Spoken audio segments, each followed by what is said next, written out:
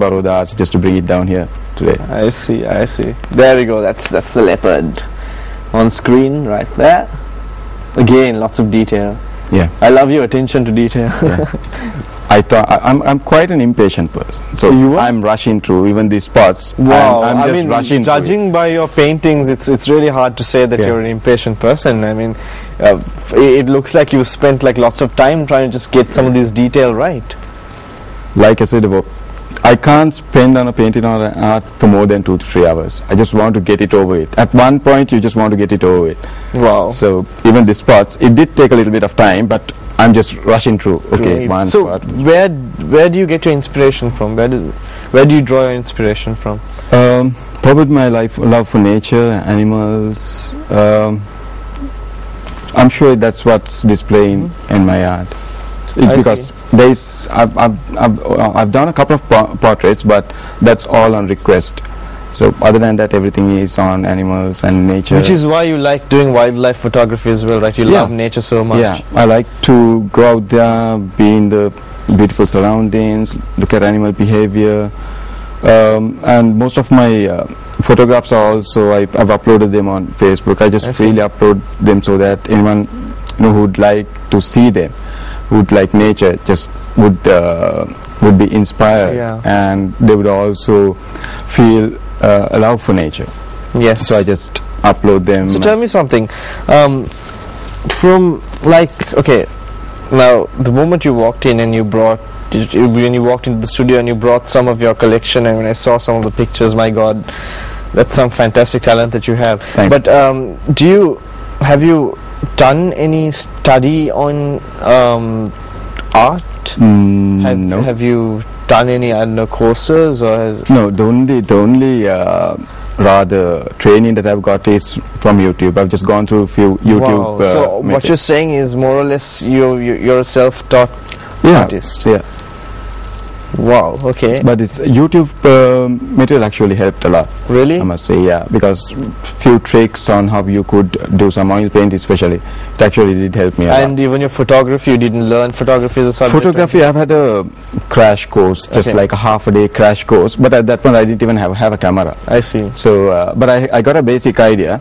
But once I got a professional camera, and while I was out there, by practice it just automatically comes to you. You would know what lighting to take the photo, which shutter speed to take the photo. And again, if correct me if I'm wrong, I mean, you say you're an impatient person, but every wildlife photographer I've spoken to says that you need to be really patient to capture proper good wildlife shots. Yeah.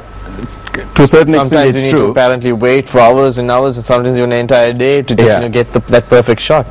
Yeah, you're right. But the thing is, I've never been that. I've never stayed for a long time. So I would just walk, probably stay for a couple of minutes, and then maybe I've come to you. Then. Yeah, maybe I've been lucky, and I've got a few good shots as well. So what are your future plans with this? I mean, I know you spent like an entire year trying to work on a resolution, work on a purpose, a dream. So what next? At the moment, probably an exhibition. Okay. That's the only thing that I would like to. So would this be an exhibition where you'll combine your charcoal work, your oil paintings, your photography and everything together? Yeah. I wanted to have the paintings and the photography, but then I thought I shouldn't mix them both. Okay. So I thought I'll have the charcoal drawings plus the paintings, only them. So once I get about 60 to 70, probably then I'll think about an exhibition and then have one. Wow, that's amazing. So that's a long-term plan. So other than that, at the moment I'm really not sure I'm going to do with all this. Great. The other thing I kind of noticed which you said was the fact that like so far most of the things you've just drawn and stuff which you've given out for free. Yeah. And you've not really commercialized what you've been doing. Any reason for that? Probably because I've done all these paintings, and when my friends would see them, they would request for it, and I've never sold an art. Probably because it's my friends, and I would rather let them have it because it carries much more because they know me. And any plans on selling your art? At the moment, no, actually. No. Okay. Hypothetically, I'm just going to put you in this scenario. Now, I've noticed that you love what you're doing. Yeah. And some of these pieces are like dear to you. You would like want to hold on to it, right? Yeah. Now, what would you feel like to part away with a nice oil painting? If I can Give it to somebody. Give it to somebody. I don't know whether it's a gift or even if it's for money or whatever. If I can give it to a person, it may be even free rather. If I can give it to a person who would actually admire it, who would really like it, appreciate it. Yeah. And if I could borrow it back for maybe a day or two when my exhibition is there, because I would like to have it this way, because the same painting, it's quite tough to do it the second time, because you don't have the same interest to do it, because you've gone through the whole thing. You'd rather do a fresh painting. So now, ladies and gentlemen, now I know what my pitch is if I want to grab hold of one of these paintings. I know what you I know as well. Yeah, I'm kidding. The painting's yours, man. Great. Well, thank you very much for being with us on the show this morning. It was a pleasure to have you here, and especially to portray some fantastic work which you've done, and I'm sure people could take some inspiration out of this. Get your New Year resolutions right. Alright. So thank you very much, Santosh. Yeah, thanks. Unfortunately, we need to move into another segment now. Sure. So guys, don't go away. We'll be right back after this commercial break. Bye-bye.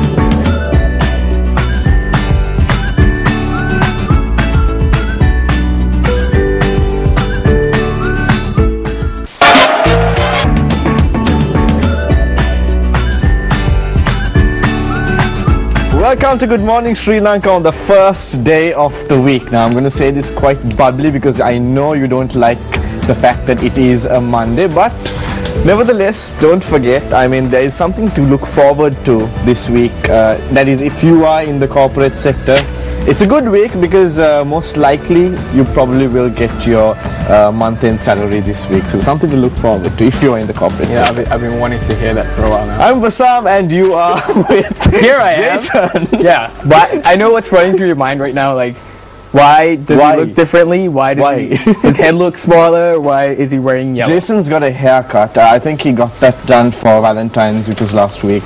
No, of course not. It's like, that's like telling my girlfriend, hey, you made your boyfriend cut his hair. Why? That looks like abuse to me. Really? So the question is now, why is Jason wearing a yellow shirt? That is the question, isn't it? That is the question that everyone wants to know who's watching this show right now. As soon as Jason walked into the studio with that shirt, I was like, Jason, something seems different about you. No, apparently yellow means happy, right? Yeah. I don't really know.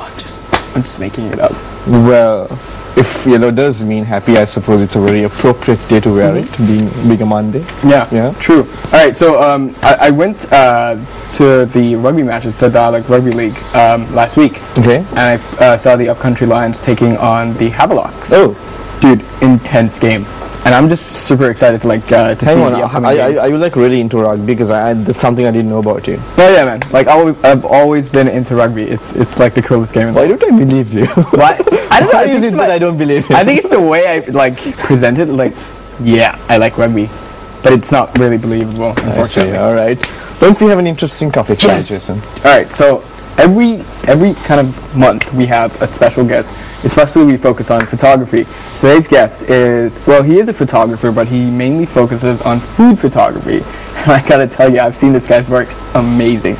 Blows your mind away whenever you take a look at his photos, and makes you it makes you crave the food that he's taken photos of. I see. So without further ado, we have Dihan De Silva. Hi guys. Good morning, Dihan. Morning. And thanks for being with us in the studio. Welcome. Thanks for having How's me. your Monday looking? It's alright. Could be better. Yeah, waking up with us. So you'll be one of those guys who'd be getting paid this week as well? I hope so.